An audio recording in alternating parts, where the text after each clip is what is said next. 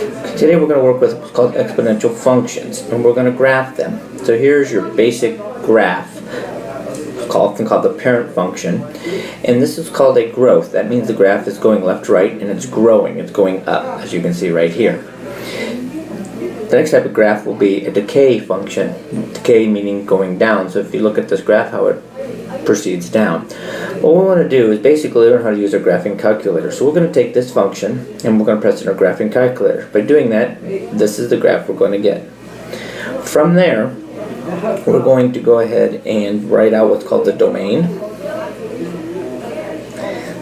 which is simply the x values. If you look on this graph, how it goes, starts way to the left and it keeps going, is all numbers, all reals.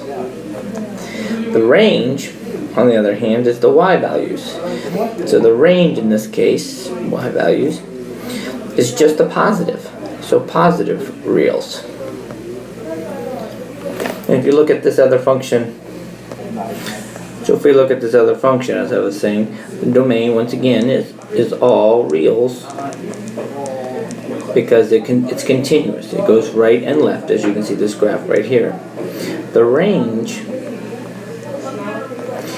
once again, is all positive reals.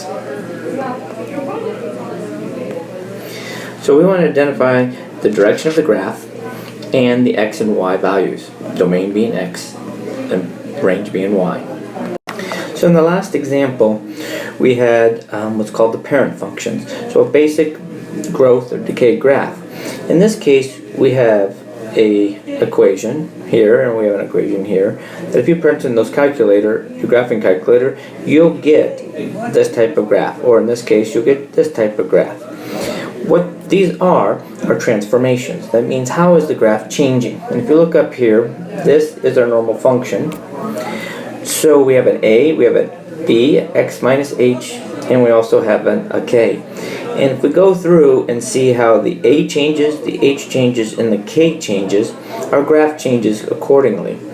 Notice that the parent function, and I'll highlight that in another color here, our parent function is just simply that first number with the variable, or the exponent. Everything else is the a, h, and k. Same thing over here. Our 1/4 to the x power, which is what I have written right there, is the parent. What happens to that function is based off of the 2, the x plus 2, and the minus 3. What we're going to do is we're going to practice doing this in our graphing calculators and compare the graphs. Okay, if you take and punch in the parent graph, which is just the number and the one exponent, this is the red graph, which I've highlighted. By then doing the other numbers into your graph, as I have here in the blue, you get this graph. What we want to look at is what happens to the graph. The graph itself shifts over -3 spots, as you can see right here. It shifts over -3 spots. That's what the horizontal means. And then the -5 means it's going down from the x-axis 5 spots. And if you can see down here how it goes towards the 5, or the -5. So this is the transformation from the red graph. Let's look at this next graph. Same exact thing. We have our parent graph, which is just simply this part with the x.